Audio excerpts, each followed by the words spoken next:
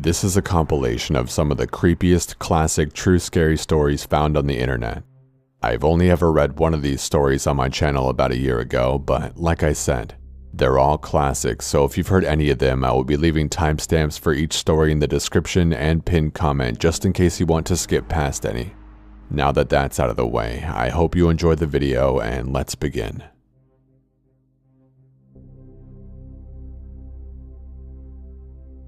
I've always had an innate fear of the night. Not so much the dark, but the night itself. As a child, my imagination was overcome with stories of creatures that come alive at night in the safety offered by a house and light. I never had anything to base this fear on, until a night when I decided to go with a buddy of mine to a baseball game and got stuck at a light at 2 a.m. after dropping him off at home. Of course, that night, the game went into extra innings, and so I didn't get a chance to drop my friend off back home until well after 1 a.m. Everything was fine on the way home until I hit a light right before the street that led to my house. It was a T-junction and I was turning left. The light is one of those that you think is broken until it finally turns green right when you finally decide to just run it. So, of course, I pulled up right as the light turned red. I would have just run the light, seeing as no one was there and it was closing in on 2 a.m. on a school night. But earlier that week I had heard the phrase, "Character is what you do when no one is looking," and for whatever reason, that was the night I decided to prove to myself that I was a man of character. Big mistake. I pulled to a stop at the light, feeling good about myself, bordering on self-righteous, when I happened to look out of my window to my left and noticed a lady sitting all alone on a bus bench. We made brief eye contact and I quickly looked away. It was too late. I could see movement out of my peripheral vision and knew she was coming my way. I looked out the window and noticed she was carrying a bag. I quickly checked that my doors were locked and that all my windows were up. I then moved my right foot above the accelerator just in case and braced myself for what was to come. I was hoping it would just be an awkward exchange and was praying for a quick light change before she reached me so I could just get out of there. But I knew there was a slim chance of that. She walked right up to my window, put down her bag, and began to tap on my window. I nervously looked up at her and she mentioned for me to put my window down. I had automatic windows, so I just imagined pushing too hard on the window button and that thing just coming all the way down. So I took a deep breath and lightly flicked it with my finger. The window moved microscopically down, but she didn't seem to notice or care. She then leaned in and began to talk. She said, "My boyfriend beat me up. I have a friend who lives down the street. Can you give me a ride?" I should stop and give you a brief physical description of the bag lady.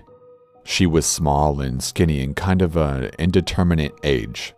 She was either in her mid-20s and had lived a hard 20-plus years on the street, or she was 60-something years old who had lived a moderately hard life on the street. All that to say, just by looking at her, there was no way to verify her story. She looked beat up by life, not just by a boyfriend. But there was something about her delivery. It was robotic and seemed practiced, like she was disconnected for the moment. That made my skin crawl. And after a brief, maybe about a second debate on whether I should do it, I told her that I had to get home and that I couldn't give her a ride. After my first refusal, she leaned in closer and said the same thing again. "My boyfriend beat me up. I have a friend who lives down the street. Can you give me a ride?" This time, I felt more confident when I declined to give her a ride and told her I had a curfew and had to get home. She leaned in a third time and began her statement again. "My boyfriend beat me up." At this point, the light changed and I slowly lifted my foot off the brake and started slowly rolling forward and began muttering an apology. She didn't move. She just looked at the light, looked down at me, leaned in closer, and said 5 words that have haunted me ever since. "You made the right decision." Then she picked up her bag and walked back towards the bench. I peeled out of the intersection and cried and screamed all the way home.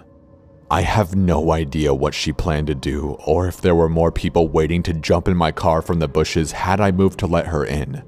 But that encounter has haunted me ever since, and has confirmed in my mind that nothing good happens after dark.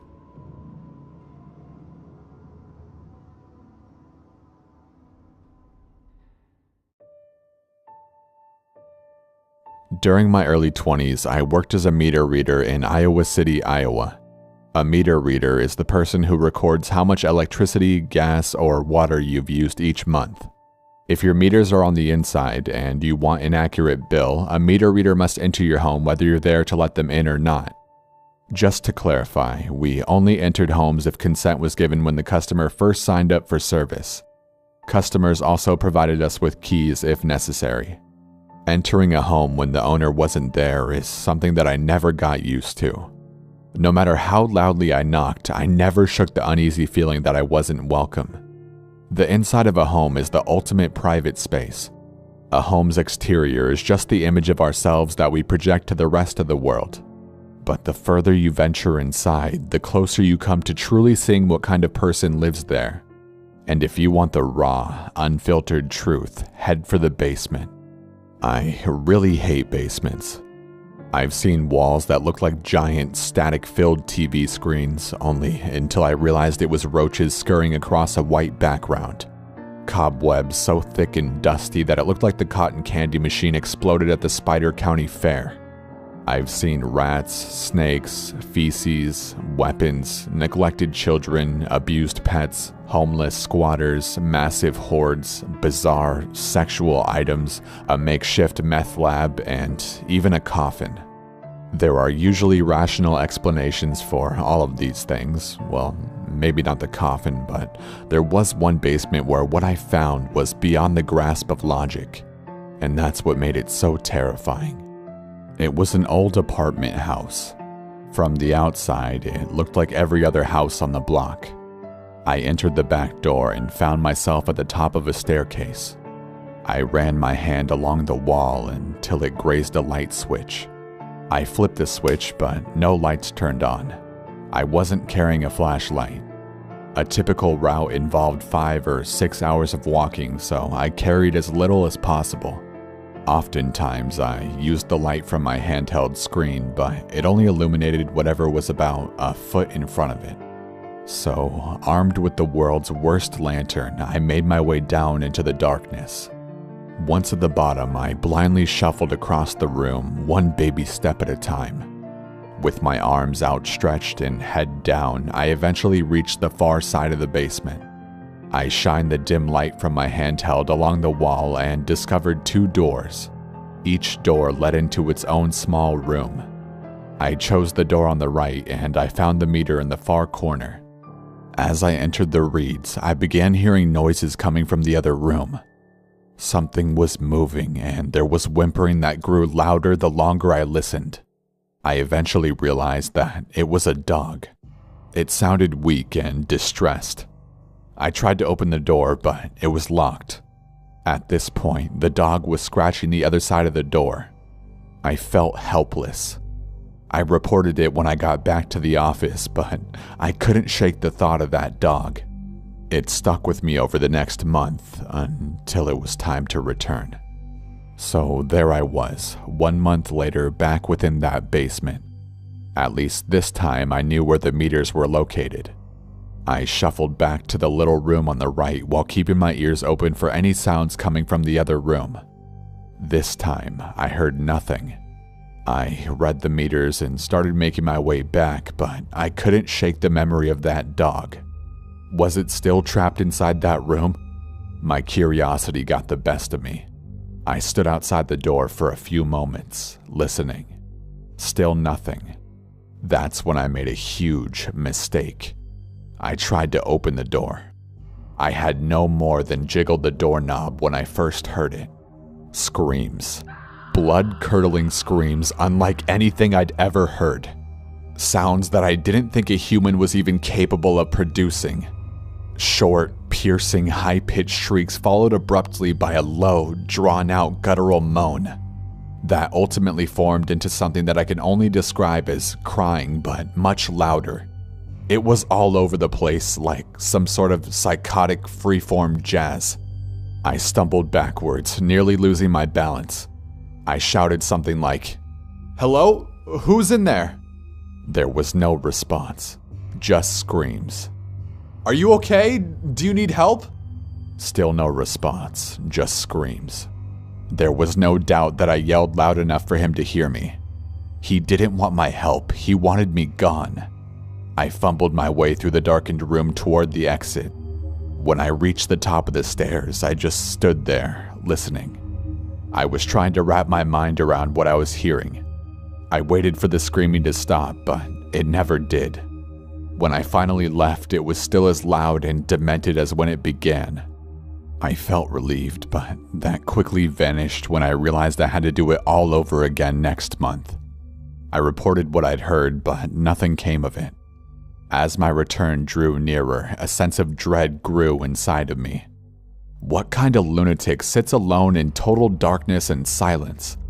My mind created endless explanations for what kind of hell laid beyond that door.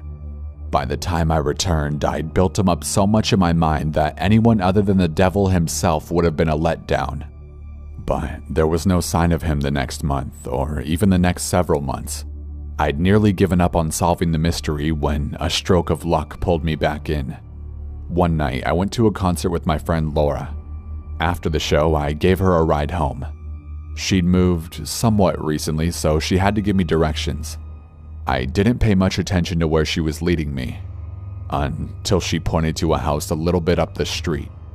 I couldn't believe it. She had moved into the house with the mysterious room in the basement. I said to her, "Look, this sounds weird, but have you noticed anything odd about the basement at this?" But before I could finish my sentence, she blurted out that there was a crazy guy who lives down there. Finally, I had confirmation. She went on to tell me that even though her apartment was in the attic, she often heard him yelling late at night. But that wasn't all. She had actually met him. One day, while walking to her car, she saw him standing in the lawn. He stood perfectly still with no expression on his face. He was directly in her path, so she cautiously made her way around him. She noticed he was staring at her, so she offered a friendly hi as she passed. He had no reaction except for one unsettling exception. He stuck out his tongue, then quickly sucked it back into his mouth and resumed acting like a statue. Thoroughly creeped out, she got into her car and drove away. 2 or 3 months later, I finally met him myself. I entered the back door like I had done so many months before. This time, something was different. There was a light on in the basement. I peered down the staircase. At the bottom, a ragged-looking dog was staring back at me. It was the same dog I'd heard during my first visit. Then I noticed something else. Behind the dog, I could see a pair of bare feet. The ceiling blocked my view of the rest of whoever was standing there, but it didn't matter. I knew it was him. I should have left right then, but I didn't. I know this probably doesn't make any sense, but at this point my desire to finally get some answers outweighed my fear. I shakily called out, "Hey, I'm the meter reader," and started to make my descent. As I made my way down, more of him was revealed. He looked to be middle-aged, his head was shaved, and his eyes were wild. He was wearing pants, but no shirt. What I remember most was how lean and sinewy his body looked. It had a look of a body that was never at rest. I explained who I was and what I was doing there. To my surprise, not only did he talk to me, but he actually sounded somewhat normal. The volume and pitch of his voice was odd, but he said the same sorts of things that people typically said to meter readers. I even started to doubt whether or not he was the same man I'd heard screaming, but soon enough his behavior slowly removed all doubt. As I read the meters, he rapidly paced back and forth. He was constantly wringing his hands together and spastically cocking his head from side to side. The longer he talked, the more agitated he became. He began grimacing and little verbal tics started popping up in his speech. Every so often, he'd blurt out a loud noise in the middle of a sentence. He was trying to suppress these sounds, but he was losing the battle. I started to make my way to the exit, and he followed. His verbal outbursts grew louder and more frequent. I was petrified. When I reached the stairs, I drew our conversation to an end and said goodbye. As I turned to head up the staircase, he could no longer hold it in. Screams. The very same unforgettable screams that I'd heard coming from the locked room. I ran up the stairs as fast as my legs could carry me, flung the door open, and rushed back into the daylight. A month or two later, I had a couple friends, including Laura, over to my place. I was excited to tell her all about my encounter. But as I was relaying what happened, I could tell that something else was on her mind. When I finished telling my story, she told me something that she'd seen a couple weeks earlier. One day, she noticed lights flashing outside of her window. She looked outside just in time to see police officers placing the man from the basement in the back seat of a squad car. She later found out from another tenant that he had attacked someone with a knife. That was the last we ever saw of him. I don't know what became of the man in the basement. I'd like to think that he got the help that he needed, but maybe that's just because I'd rather not think about the alternative.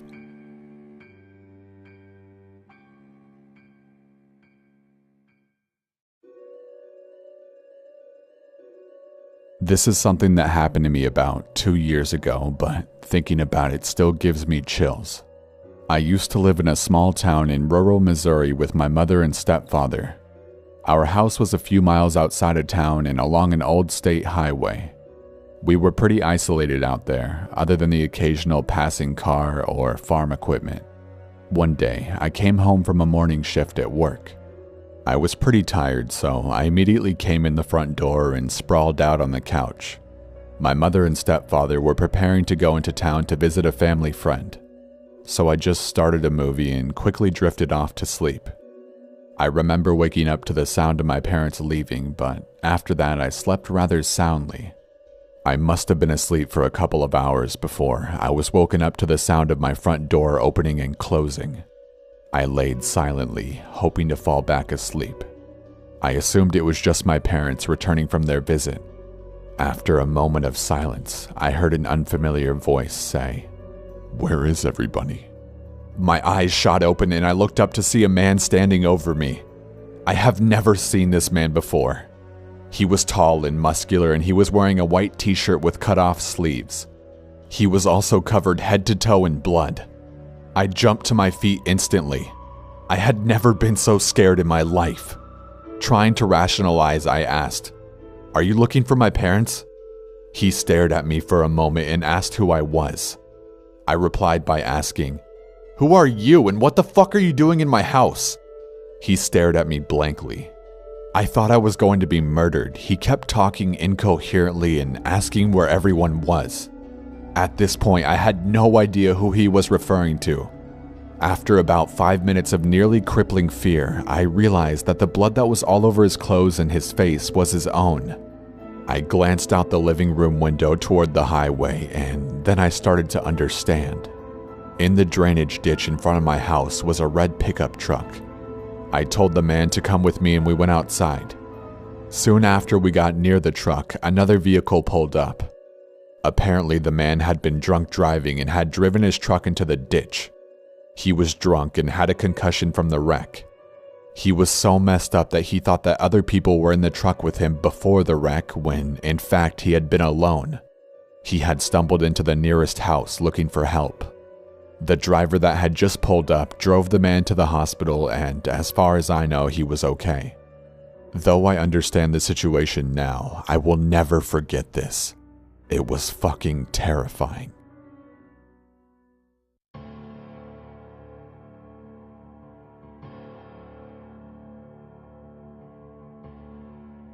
A week or so before my 10th birthday, I walked to the corner store with a $5 bill and picked up a jar of ragu for my mom.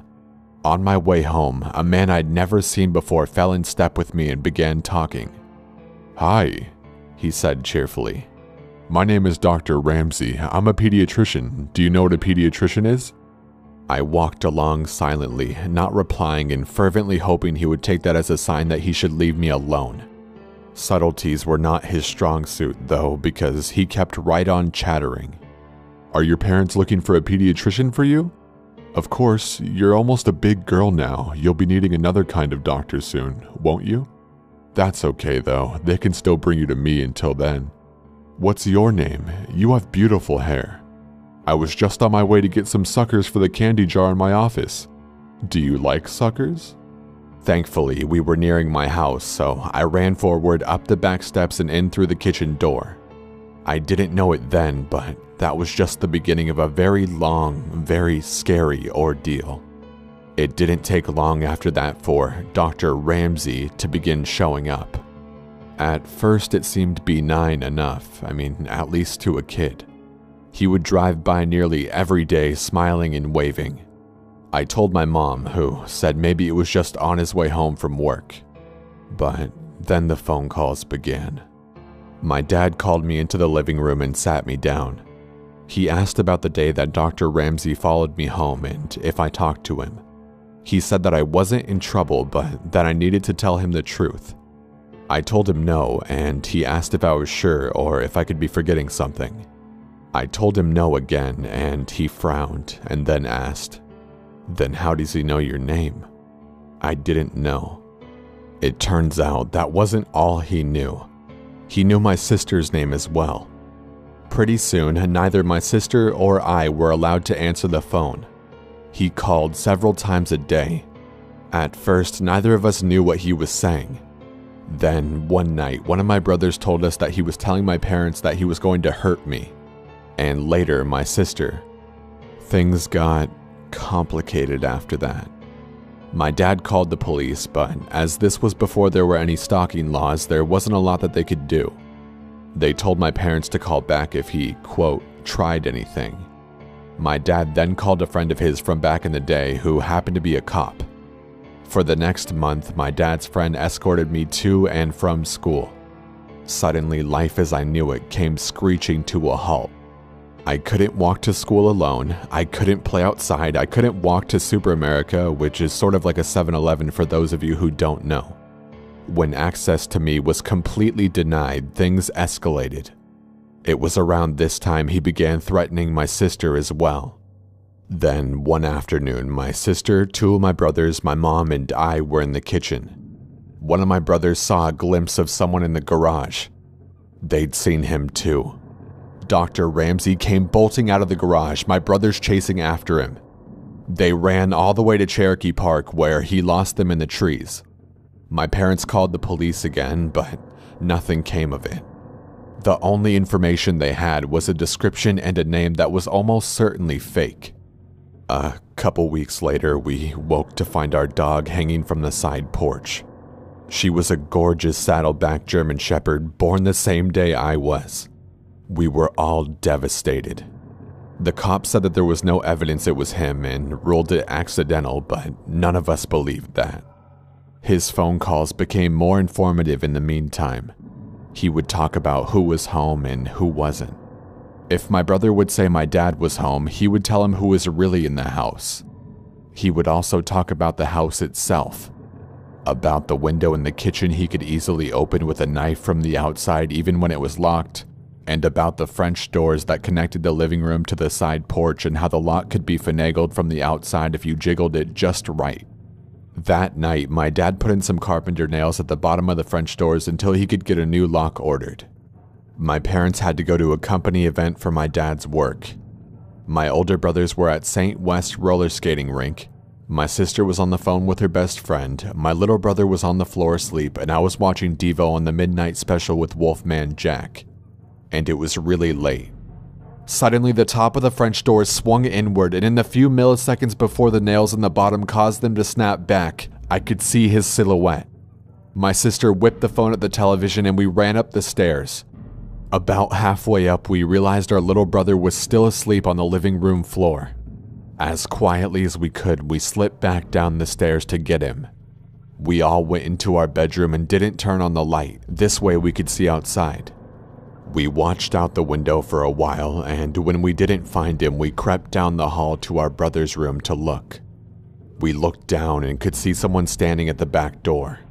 He knocked loudly. "What do you want?" my sister asked out the window. He stepped back and said, "Is this the Mercy residence?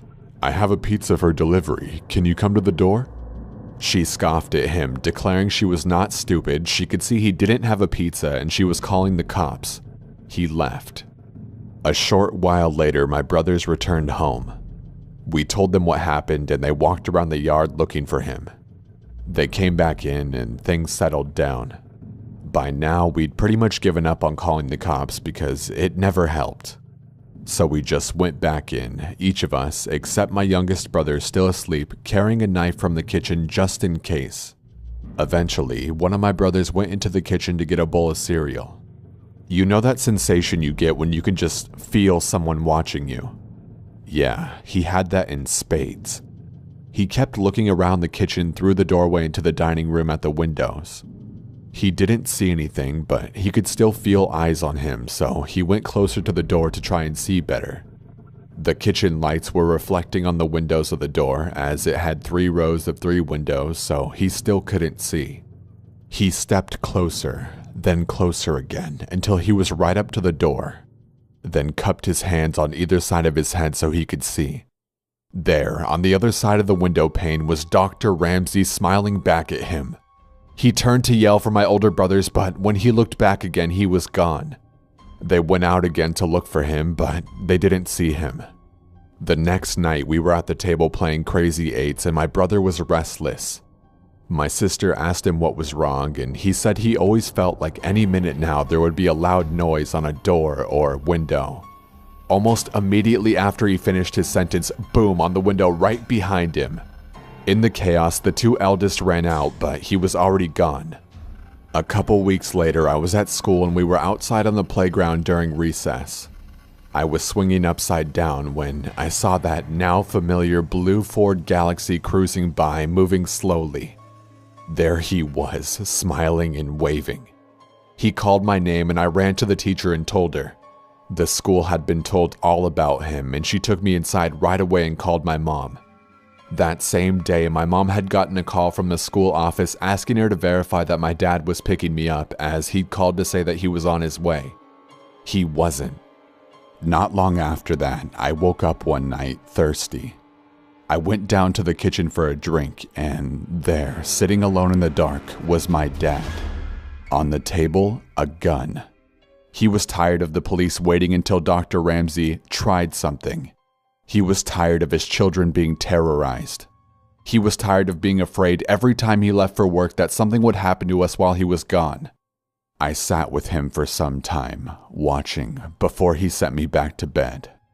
These events and many more took place over a period of around 18 months. Then, as suddenly as it began, it was over. He had vanished from our lives. The phone calls, the drive-by with the creepy waves, everything. For a long time, during and after the Dr. Ramsey days, I would have a reoccurring nightmare in which I would wake up to find him standing over me as I slept.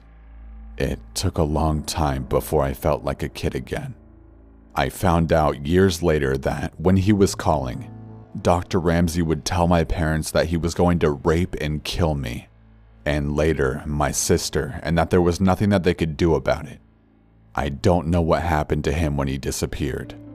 I don't know if he was in a car wreck, locked in prison, in a coma, but sometimes I wonder if the wait ended for my dad when he was sitting in the darkened kitchen one night.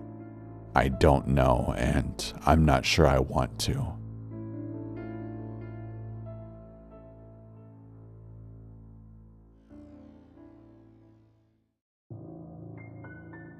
About a year ago, in my final semester in college, I worked at a department store in the mall.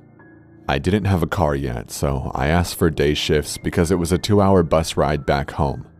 So basically, if I had a closing shift, I'd get it done at 11 but not get home until 1 a.m. But sometimes I'd be given closing shifts, much to my annoyance since I had a 6:45 a.m. class and my mother's worry because who wants their kid on public transport that late? I mean, sometimes she could come and get me, but it'd be too much of a hassle to get my younger sisters out that late and such, so I never asked her. My managers, being the jerks that they were, gave me a week of closing shifts, knowing my situation. I was pissed, but whatever. One night, I had just finished my shift, got on the bus, sat in the back, and was minding my business when my iPod died. I was annoyed, but I just kept my earbuds in and occupied myself by playing a crossword on my phone. About 2 seats behind me, I hear these guys speaking Spanish. Now, my stepmother is Puerto Rican, so while I understand a fair bit of Spanish, I don't speak it. So I hear them talking, but I don't pay attention because it's rude to eavesdrop and all. That was until they say, "That black girl up there." Then my ears perk up. I keep my earbuds in so that they think I can't hear them, and I continue listening. What they're saying is horrific. To paraphrase, they knew my stop, which was the second to last one before the bus gets back to the terminal, and while my stop is at the front of my neighborhood, it's got no streetlights, and at this time of night, it's empty. And to put it simply, they were planning on, quote, snatching that piece of ass up. I was about 20 minutes away from home, so I knew I had to act quickly. Since I knew they could see me, as they were 2 seats behind me but like across, if that makes any sense, I pretended to play on my phone, acting oblivious while I was actually texting my mom. I text her saying, "Mom, can you please meet me at the bus stop?" 5 minutes go by, but no answer. We're getting closer to my stop, so I decide to call her cell phone. No answer. I call the house phone and she finally answers. It's about 12:30 a.m., so she was sleeping. I try to talk as calm and cheerily as I can. This was our conversation. "Hey Mom, did you get my text?" No, what's up?" "Oh, I sent you a picture of these jeans I'm gonna order online when I get some. I really need your opinion, so I really need you to go look since the sale ends at 1 a.m. She gets the hint that I need her to look at her cell phone, so I say goodbye and hope for the best. We get to my stop, and thank God I see my mom's car.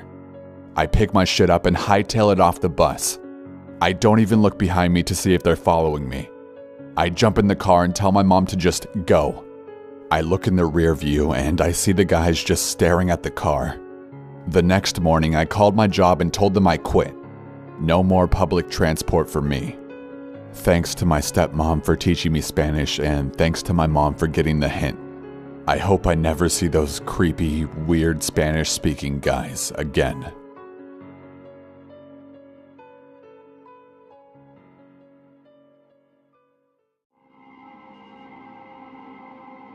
A few years back, my girlfriend and I, having hiked several other parts of the Appalachian Trail, decided we wanted to give the southern portion of Virginia's trail a shot. It's about 166 miles long and runs through George Washington and Jefferson National Forest from Roanoke County to Pearlsburg and Giles County. This is definitely one of the more remote and less traveled parts of the trail, which is exactly what we were looking for. We gathered our gear and made our way to the start of the Virginia Creeper Trail to begin our journey. We had planned our journey to end at Damascus and figured that by the time we got there, we would be more than ready to get home to our own beds. It was early October and the changing of the leaves and colors were amazing. The air was crisp and cool. It was pretty much perfect hiking weather with beautiful scenery. The majority of the trip was pretty uneventful, just your typical hike. But our last couple of nights is where things got weird. On this portion of the trail, you're supposed to camp on the trail or a designated shelter. We didn't really want to run into any other people and didn't want anyone coming up on us in the middle of the night. So we decided to ignore those suggestions and find our own little spot off the trail. A little searching around and we found a spot a little ways off the trail in the middle of a small clearing. It was perfect. We set up camp, cooked some food, talked for a while, then snuggled up and went to sleep for the night. Somewhere around 2 a.m., I was awoken by my girlfriend shaking me awake and telling me, "Get your gun. Someone is outside walking around our tent." She informed me that she woke up to what sounded like someone right outside of the tent running a knife or something along the side while circling us. When hiking, I carry a 1911 and a judge with me. After all, you never know exactly who or what you might run into when on such a long hike in a remote location. I got the judge out of my pack, and then we sat silently, listening for any sounds. A few minutes of nothing but the breeze blowing through the trees, and then I heard it. Snapping and crunching noises, someone or something walking in the woods behind our tent. I got the flashlight and silently made my way out of the tent. Our fire had went out, so it was nearly pitch black, illuminated by only the dim glow of the October moon. I told my girlfriend to stay put while I checked it out. I didn't flick the flashlight on right away so as not to give away that I was out of the tent and have it become a shining beacon of my location. Instead, I waited to hear more noises. After a few minutes, I heard another snap, crunching, and cracking. It sounded like it was bipedal based on the way the steps were paced. I turned on the flashlight and flooded the area with light. I thought I saw someone move behind a tree. I yelled out and told them to go away and that I was armed.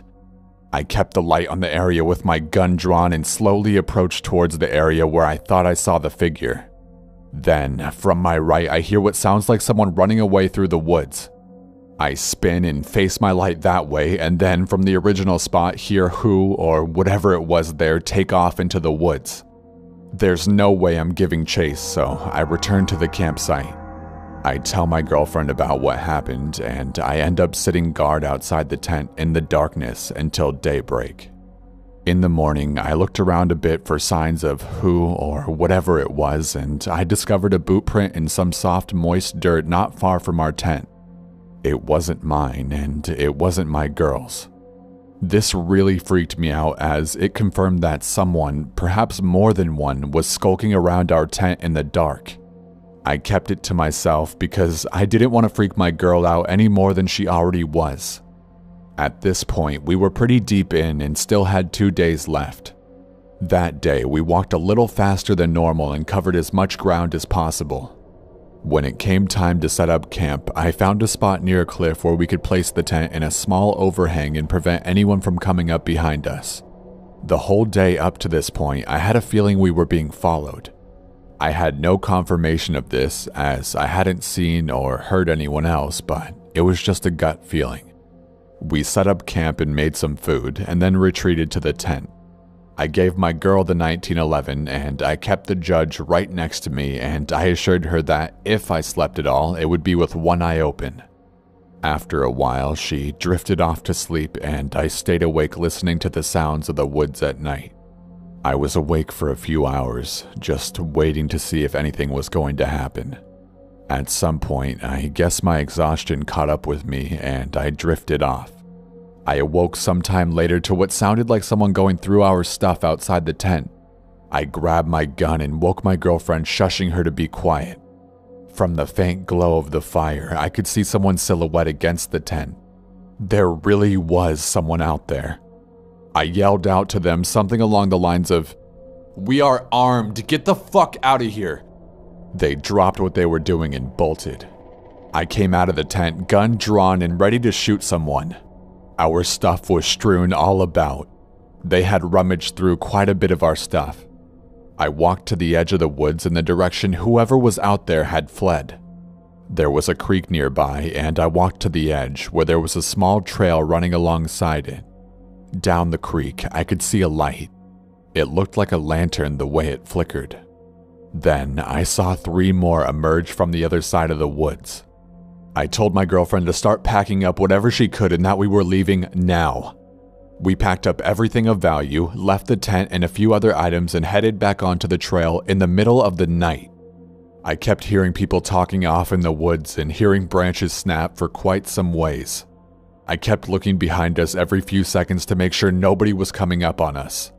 It was completely nerve-wracking. If something happened, we were still a long ways from anywhere and quite literally on our own, since we hadn't seen another hiker the entire time we'd been out there. I really felt we were in serious danger. We had been walking for quite some time when I heard something in the woods behind us. As we rounded a corner, I turned around and saw someone step out onto the trail and just stand there watching us. It was just as the sun was coming up and there was barely any light, so I couldn't make out any features. It was just the silhouette.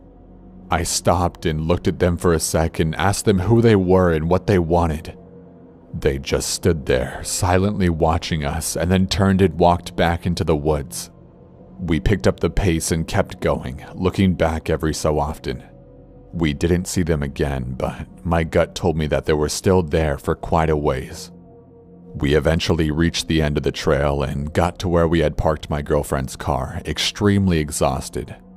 We made it out of the Virginia woods without becoming a meal for a clan of cannibalistic inbred hillbillies, which is what I pictured happening in my head the whole time. I have no idea who they were or what they wanted. Maybe it was just someone messing with us?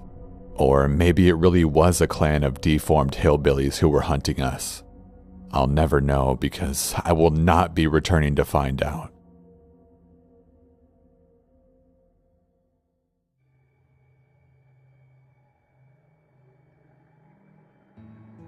Around 2 years ago, I finally moved into a brand new house in a brand new building estate in Australia. I was one of the first to have a finished build in the area and was elated to finally gain independence. The first few weeks went by as normal, and during that time, I'd often take walks alone with the dog in the afternoons and roam the surrounding estate area. All the roads around us had been partially completed and all the other properties were marked out, but no other houses were built excluding the one that was directly opposite of mine. The house looked finished, but there was no driveway laid yet, and from what I could gather, no one lived there. To the left of my house, roughly a few hundred meters away, was a field with a huge hill on it. I later found out that the whole area was council property. Not only was no one allowed to build up there, but the whole hill was basically a no-go zone. For whatever reason, the council just didn't want people on it, so the whole area was surrounded by a huge chain link fence. The only other noticeable feature in the area was a small abandoned farmhouse with a shed a few kilometers down the road. I knew nothing about it and often went walking there with the dog as it gave me something mild to explore amongst the vast nothingness I was living around. The entire place was dilapidated and completely inhabitable, but it was still interesting nonetheless. About a month or two after moving in, I awoke one morning to the sound of a violin. It sounded extremely distant and quite haunting. I actually enjoyed it and assumed that the neighbors opposite me had finally moved in. Excited that I finally had some people to talk to, I peeked out the curtain and saw that the house opposite mine was still as vacant as it ever was. I got dressed, but by the time I managed to look outside, the violin had stopped. This happened roughly every second day for the next week. The violin would wake me up and then just disappear after about 45 seconds. I'd ignored it to the point where my curiosity simply got the better of me, and the next morning when I heard the violin playing again, I immediately jumped out of bed, threw on my dressing gown, and shot out the front door. I scoured the early morning surrounding, and there, up on the hill, was a figure playing a violin. It was barely light, but the person looked very tall from the distance I was at, and as they were playing, they were doing what only could be described as a waltz-type walk, spinning slowly around in a circle as they played. I took my eyes off the person and walked over to pick up the morning paper, and in the 10 seconds that took me, I heard the violin stop. When I looked up, I noticed the figure was no longer playing or dancing, but was now standing still and most likely looking in my direction. It was so dark I couldn't make out, and we both just stood there for half a minute not moving before the creeps got the better of me and I went back inside. After that morning, things started happening. On my walks, I began to notice footprints on the surrounding properties that weren't made by me and that I'd never seen before, which I just assumed were from people walking up from the other housing areas down the road. I never awoke to the violin, but I swore I could hear someone walking down the street next to my bedroom window in the early mornings. However, I never saw anything. Other really general things as well, like random tools such as spades and rakes laying around the area, which I guessed were left there by construction crews, none of which I ever saw. I'd start getting calls at work that would immediately hang up on me, and I also stopped walking up to the abandoned farmhouse, as the experience with the violin player had me a little shaken. One night, as I was heading to bed, I turned off the television in the living room and again could hear the faint sound of a violin playing. However, it sounded more muffled and rehearsed. I froze and a cold chill flowed through me instantaneously. Considering that it was about midnight and not the usual time I'd hear it playing, I went to the front window and peeked out to see that there was a light in the house opposite mine. It was clearly a candle, as I could see the dim light flicker in the empty window and the music sounded like it was coming from an old record player. But in the 10 minutes I watched, I never saw any movement from inside the house. I moved away from the window, sufficiently freaked out, and after another 5 minutes, I heard the music abruptly stop. I peeked out again to notice that the light was now out. I never saw anyone.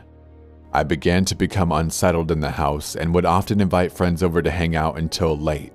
But, of course, nothing would ever happen when someone else was with me.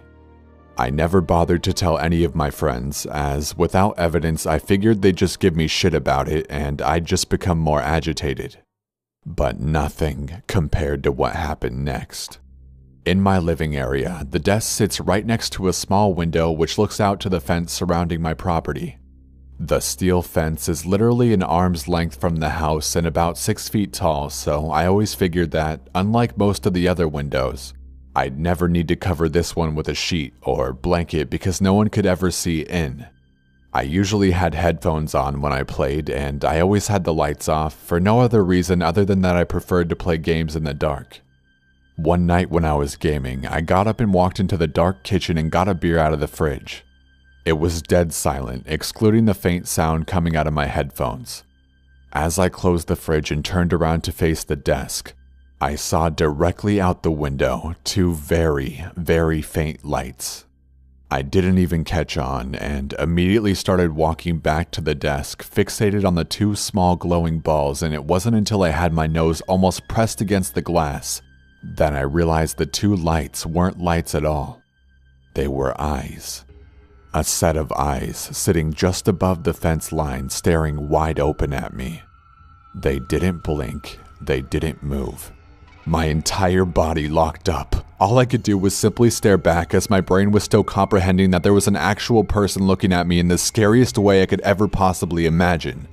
I don't know what happened. Either my head kicked into gear or my muscles loosened, but my body automatically collapsed and I fell to the floor, scurrying to hide against the wall away from the window. I could hear my heart beating through the carpet like a drum as I tried to lay as flat as possible. And as my mind was still processing the sheer severity of the situation, a violin started playing. That fucking violin and the haunting tune it always emitted started up. Except this time, it was directly outside my window and much louder than I'd ever heard it before. The lights were still off and I wanted to get up to turn off the PC screen so I couldn't be seen, but my whole body just wasn't ready to cooperate. Not only was the sound of the instrument extraordinarily loud, but it sounded like it was being played with frustration. Notes being missed frequently and the strings screeching. The pace of it was getting faster and faster, and by this time my dog Jeb out in the backyard had picked up on the situation and, registering an unfamiliar sound, gave one solitary deep bark. The violin instantly stopped and the house was finally dead silent, excluding my headphones, which I could hear quietly working away. I was still frozen to the carpet, and it wasn't until Jeb gave me a second menacing bark that I heard the figure outside the window start to walk away in the direction of my yard. Once that first footstep hit the ground, I instantly thought of the welfare of my best friend, and finally, my head connected with my extremities and my entire body kicked into overdrive. I leapt from the ground and slid across the laminated floor to the back door where Jeb was standing. I ducked down to keep low and quietly unlocked and slid open the door. Usually doing so would notify Jeb that he was allowed inside, but when the door opened up, he didn't move an inch and was completely fixated on the pitch-black backyard. Everything told me not to go outside, but there was no chance I was letting anything happen to my dog. So I moved out onto the alfresco, moved behind Jeb, put my hand under his collar and attempted to back him towards the house. Jeb is a pure Labrador and weighs like a sack of sand, so when he doesn't want to move, it takes sheer force to pull him in the direction you want him to go, and right now, Jeb wasn't going anywhere. I yanked at his scruff, and as I did, he emitted a bark like I'd never heard before. A deep, bellowing, fuck-off sound that elevated my nerves to an all-time high. We both just stood there, waiting for some form of reply. I couldn't remember how long we both just froze there, but eventually I heard footsteps from around the side of the house begin to walk away. But not a simple walk, almost like whoever was doing it was slowly dancing in a circle, the footsteps keeping to a beat as they drifted away from the house into the distance. Once I couldn't hear anything anymore, Jeb licked his lips, gave me a look, and wandered back inside. I followed, locked the door behind me, and spent the night reverting to my childlike self, hiding under my bed covers with my dog. I didn't sleep at all. That was the last time I ever saw or heard the violin player. The following morning, when the sun finally came up, I called into work sick and called the police. They scoured the lot next to mine and found footprints in the dirt. However, there were so many that it was impossible to tell whose were whose. The only description I could give the officer was his height. He would have had to have been over 6 feet to stare over that fence at me, but they explained that he could have been standing on something or on his toes. They also told me that they've never received a report of anyone playing a violin in the area or anyone being in the fenced-off hill area either. I essentially looked like an insane person. But the officers were very nice about the whole thing and offered to patrol the area for the next few nights. Nothing else has happened since then. Over the next year or two, people finally started moving in, and I tell them all the story about the figure I saw. Some of them still use the story to keep their children in line, which I found funny. One guy even nicknamed the council lot Violin Hill, and the name has stuck around our street since then. I even spent a period of time scouring the depths of the internet for that violin tune I kept hearing, but I could never find it. There were a few classical pieces that seemed reminiscent, but I've since thought that whatever tune was played must have been self-composed, which really creeps me out even more. I'm still in the house, I still tell people the story, and I haven't changed my routine one bit, which has really helped me to block out the fear of the experience. I game with the blinds closed now.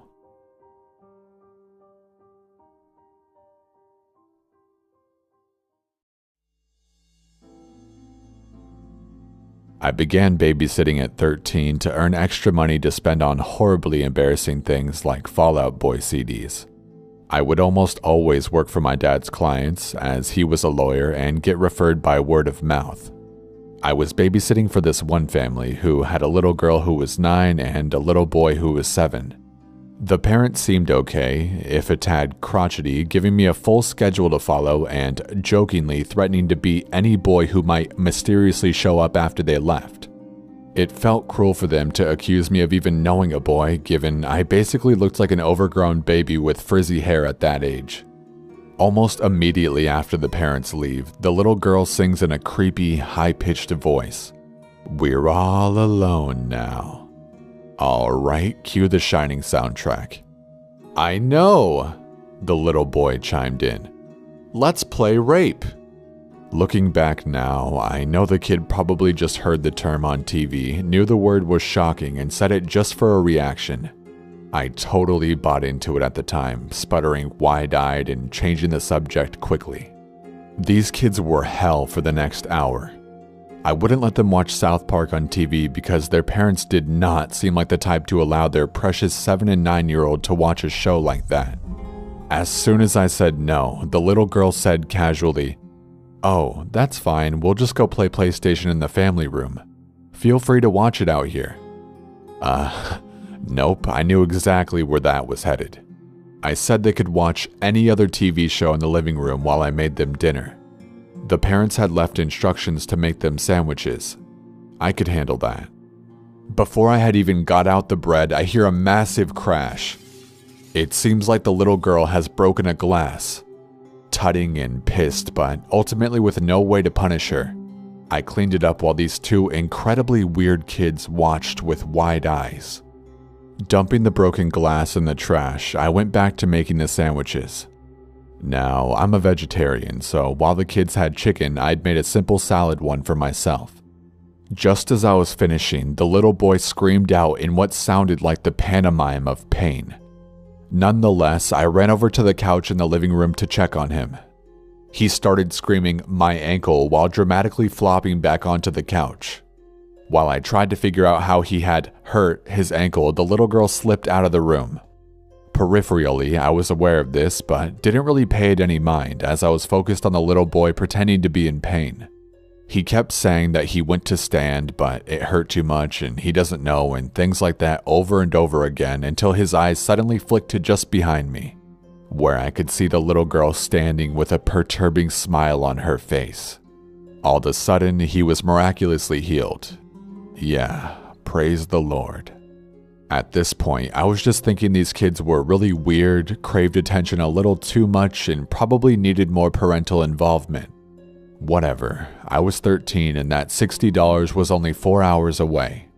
I set out the sandwiches for the two to eat at the dining table, went to get us soda, and returned. After pouring soda for the both of them, I realized they hadn't even taken a bite of their sandwiches yet. So I asked them what they were waiting for. They smiled. For you to take a bite of yours. I am so glad I had a gut feeling to open the top part of the bread of my sandwich. Because when I did, I saw glass. Broken glass that I'd put in the trash before. I stared in horror at the two little kids staring at me with menacing twin grins. I lost it, shouting, "Are you serious? At the very least, you could have really injured my mouth. What is wrong with you two?" Instead of crying or apologizing or pretending to be ashamed or confused, these two little fuckers began laughing. Not like kids, it was too low. It wasn't that silly, free laugh kids laugh. It was low and threatening. I'll never forget that noise. My immediate reaction was, these kids are too young to be laughing like that. I called my older sister, who was 17 at the time, cried about what had happened, and she came and took over for me. We left the house with chills after the parents arrived. I never babysat for those two again. What I can't get past is the level of premeditation that went into sprinkling that broken glass into my sandwich, and the totally remorseless way they responded to me getting upset. They were unlike any two kids I've ever met before. And what would a classic Scary Stories video be without the good old smiling man story? About 5 years ago, I lived downtown in a major city in the US. I've always been a night person, so I would often find myself bored after my roommate, who was decidedly not a night person, went to sleep. To pass the time, I used to go for long walks and spend the time thinking. I spent 4 years like that, walking alone at night, and never once had a reason to feel afraid. But all of that changed in just a few minutes of one evening. It was a Wednesday, somewhere between 1 and 2 in the morning, and I was walking near a police-patrolled park quite a ways from my apartment. It was a quiet night, even for a weeknight, with very little traffic and almost no one on foot. The park, as it was most nights, was completely empty. I turned down a short side street in order to loop back to my apartment when I first noticed him. At the far end of the street, on my side, was the silhouette of a man dancing. It was a strange dance, similar to a waltz, but he finished each box with an odd forward stride. I guess you could say he was dance walking, headed straight for me. Deciding he was probably drunk, I stepped as close as I could to the road to give him the majority of the sidewalk to pass me by. The closer he got, the more I realized how gracefully he was moving. He was very tall and lanky and wearing an old suit. He danced closer still until I could make out his face. His eyes were open wide and wild and head tilted back slightly, looking off at the sky. His mouth was formed in a painfully wide cartoon of a smile. Between the eyes and smile, I decided to cross the street before he danced any closer. I took my eyes off of him to cross the empty street. As I reached the other side, I glanced back and then stopped dead in my tracks. He had stopped dancing and was standing with one foot in the street, perfectly parallel to me. He was facing me, but still looking skyward, smile still wide on his lips. I was completely and utterly unnerved by this. I started walking again, but kept my eyes on the man. He didn't move. Once I had put about half a block between us, I turned away from him for a moment to watch the sidewalk in front of me. The street and sidewalk ahead of me were completely empty. Still unnerved, I looked back to where he had been standing to find him gone. For the briefest of moments, I felt relieved. until I noticed him. He had crossed the street and was now slightly crouched down. I had looked away from him for no more than 10 seconds, so it was clear that he had moved fast. I was so shocked that I stood there for some time, staring at him, and then he started moving toward me again. He took giant, exaggerated tiptoed steps as if he were a cartoon character sneaking up on someone, except he was moving very, very quickly. I'd like to say at this point I ran away or pulled out my pepper spray or my cell phone or anything at all, but I didn't. I just stood there, completely frozen as the smiling man crept toward me. And then he stopped again, about a car length away from me, still smiling his smile, still looking to the sky. When I finally found my voice, I blurted out the first thing that came to mind. What I meant to ask was, "What do you want?" in an angry, commanding tone. What came out was a whimper. "What do you—" Regardless of whether or not humans can smell fear, they can certainly hear it. I heard it in my own voice, and that only made me more afraid. But he didn't react to it at all. He just stood there, smiling. And then, after what felt like forever, he turned around very slowly and started dance walking away. Just like that. Not wanting to turn my back to him again, I just watched him go until he was far enough away to be almost out of sight. And then I realized something. He wasn't moving away anymore, nor was he dancing. I watched in horror as the distant shape of him grew larger and larger. He was coming back my way, and this time, he was running. I ran too. I ran until I was off of the side road and back onto a better lit road with sparse traffic. Looking behind me then, he was nowhere to be found. The rest of the way home, I kept glancing over my shoulder, always expecting to see his stupid smile, but he was never there. I lived in that city for 6 months after that night, and I never went out for another walk. There was something about his face that always haunted me. He didn't look drunk. He didn't look high. He looked completely and utterly insane. And that's a very, very scary thing to see.